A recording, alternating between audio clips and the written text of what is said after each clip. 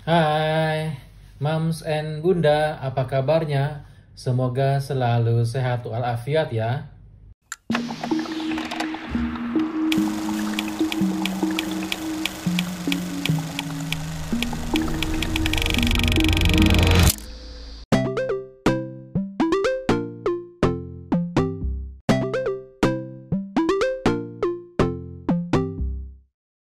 Mams and Bunda, laparoskopi adalah prosedur yang dilakukan untuk memeriksa dan mengobati kondisi bagian dalam perut atau di daerah panggul. Nah, pernah dengar nggak Bunda tentang laparoskopi ini? Nah, yuk kita bahas tentang laparoskopi ini bersama saya.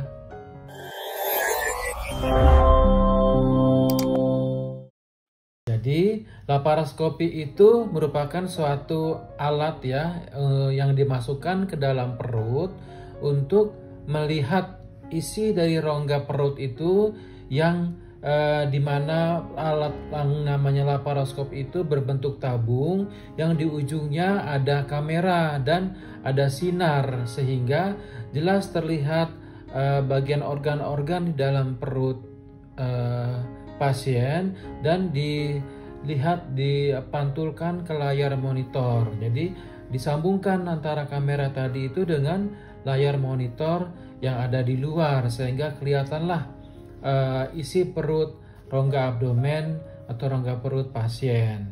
Dengan laparoskopi, dokter bisa melihat dan mengobati kelainan yang ada dalam perut ya, seperti penyakit usus buntu ya, miom, kista, dan perlengketan-perlengketan yang ada dalam rongga perut atau di rongga panggul. Nah, prosedur ini juga bisa digunakan untuk mengambil sampel jaringan ya dalam pemeriksaan untuk dibiopsi dan diperiksakan ke laboratorium. Prosedur laparoskopi ini lebih aman untuk dilakukan daripada operasi bedah yang terbuka yang sudah kita bahas tentang laparotomi ya. Hal ini karena laparoskopi itu hanya membutuhkan sayatan yang lebih kecil ya dari laparotomi sehingga nyeri yang dirasakan pasien bisa lebih ringan ya. Selain itu, masa pemulihan ya dan waktu rawat inap pasien juga menjadi lebih cepat. Nah, apa sih tujuan dan indikasi untuk seorang dokter melakukan laparoskopi? Nah, jadi jika dokter itu akan melakukan laparoskopi itu, dia ada tujuan ya untuk mendeteksi dan memperbaiki gangguan atau kelainan yang ada dalam rongga perut serta di panggul ya. Tujuannya antara lain memeriksa dan mengobati tumor ya atau kista di dalam perut atau panggul. Kedua, mengatasi endometriosis ya, kehamilan ektopik ya atau penyakit radang panggul. Kemudian mendeteksi penyebab munculnya sakit di bagian panggul, mengambil sampel jaringan untuk pemeriksaan biopsi ya, membantu dokter ya dalam operasi steril pada wanita ya, misalnya KB yang mantap ya, tidak KB steril namanya, manajemen operasi pada wanita ya. Jadi itu supaya KB mantap tidak punya anak lagi, dilakukan MOW ya. Nah, itu bisa dilakukan pada laparoskopi ini ya, dengan mengikat tuba atau saluran penghubung antara rahim dan indung telur atau ovarium.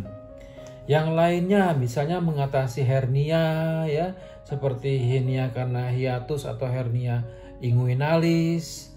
Nah, berbagai macam ya tujuan dan indikasi yang dilakukan untuk seorang dokter melakukan laparoskopi. Penyakit-penyakit lainnya yang bisa dilakukan pada pemeriksaan laparoskopi ini misalnya adanya kista, adanya perlengketan, miom, atau infeksi pada organ reproduksi yang menyebabkan seorang wanita itu sulit hamil. Dan lainnya misalnya mengangkat organ-organ tubuh yang mengalami gangguan seperti adanya gangguan pada rahim, ya, pada kantung empedu, pada indung telur atau ovarium, atau pada usus buntu.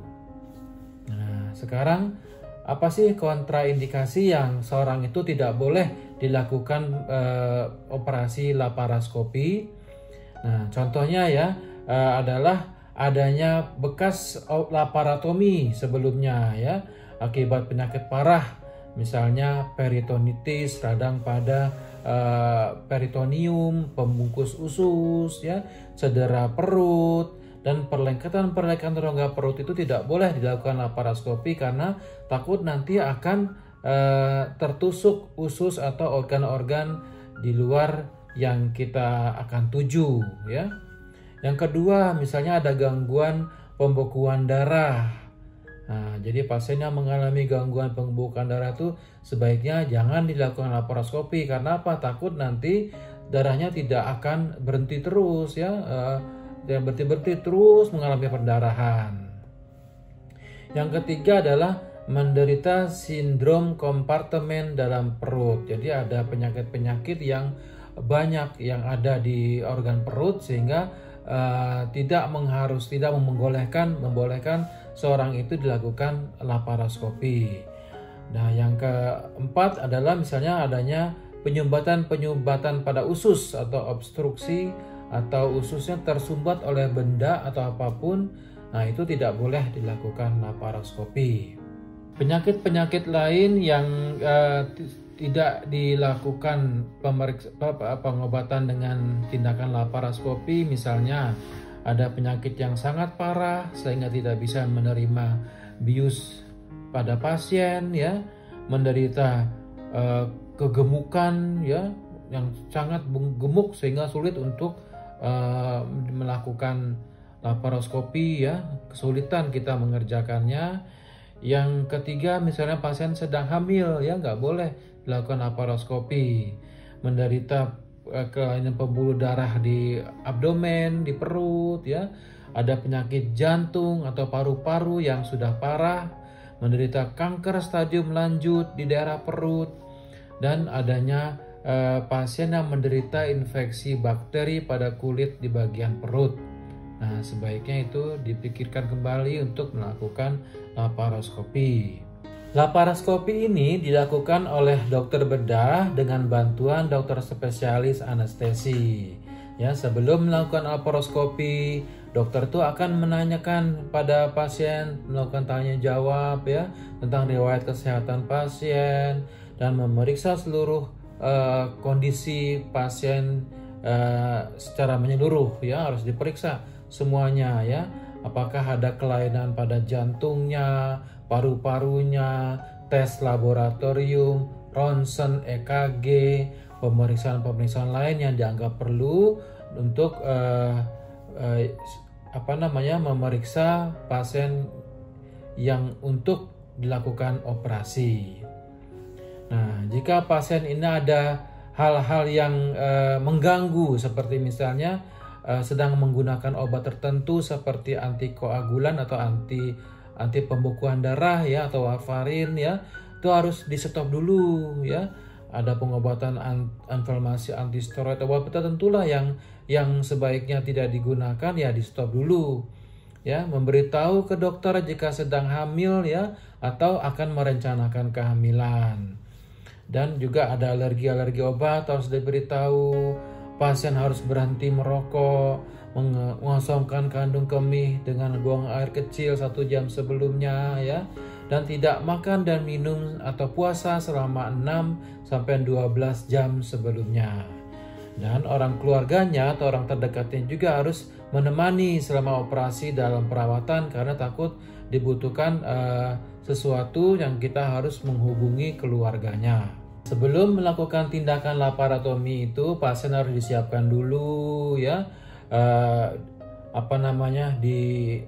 mandi, terus bersihkan rambut bulu yang tumbuh di area abdomen, perut, ya, membersihkan kulit, area sayatan dengan larutan antiseptik, ya, memasang kateter urin, ya. Selanjutnya dipersiapkan pasien tidur di meja operasi, kemudian dibius total oleh dokter anestesi. Nah, kemudian dilakukanlah operasi laparoskopi tersebut dengan membuat sayatan yang kecil saja 1-1,5 cm di bawah pusar ya, sebagai jalan masuk alat laparoskop ya. Kemudian kalau perlu dibuat lubang-lubang sayatan lain guna untuk melakukan tindakan operasi. Jadi ada beberapa titik-titik ya, titik-titik dalam melakukan operasi, tidak hanya satu. Yang satu untuk cahaya, kemudian dimasukkan udara, kemudian 2 alat lainnya sebagai untuk operator ya, untuk melakukan operasi. Kemudian dokter akan melihat tuh kondisi-kondisi organ di dalam yang akan dipantulkan dari kamera itu ke layar monitor.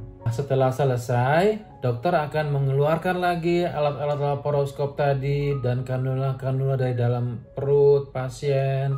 Kemudian dokter menutup sayatan dengan jahitan-jahitan secukupnya dan membalutnya dengan perban.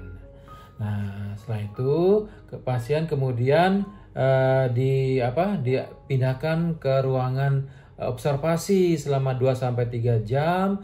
Setelah baik keadaannya, baru dimasukkan lagi ke dalam ruangan perawatan untuk ruangan pemulihan, dan sampai sudah merasa enak, nyaman, tidak ada keluhan, keadaan umumnya baik, baru pasien diizinkan untuk pulang ke rumah.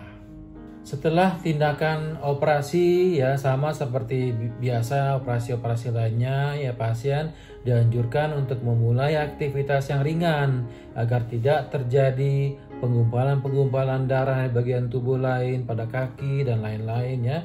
Istirahat yang cukup, mengenakan pakaian yang longgar terutama daerah bekas operasi, mengkonsumsi makanan yang bergizi untuk mempercepat penyembuhan luka operasi.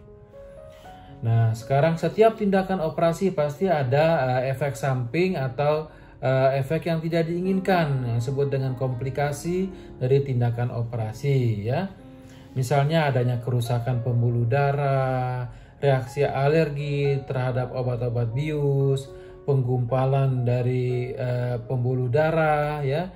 Nah, dan lain-lain, misalnya emboli paru dan lain-lain, itu adalah merupakan suatu komplikasi atau efek samping yang kadang dijumpai pada waktu kita melakukan tindakan operasi. Setibanya di rumah ya, selama masa pemulihan ya, pasien perlu ditemani oleh keluarga atau orang-orang terdekatnya supaya nanti kalau ada sesuatu, misalnya demam lebih dari 38 derajat, menggigil ya, mual dan muntah terus-menerus, rasa nyeri yang semakin memburuk atau makin parah di daerah operasi, kemerah-merahan, bengkak, berdarah, keluar cairan berbau ya, nyeri saat buang air kecil, adanya keputihan tidak normal, itu merupakan gejala-gejala yang tidak wajar dan pasien sebaiknya segera dirujuk kembali ke rumah sakit. Ya, demikian Bunda ya, informasi yang cukup bermanfaat untuk Bunda di rumah.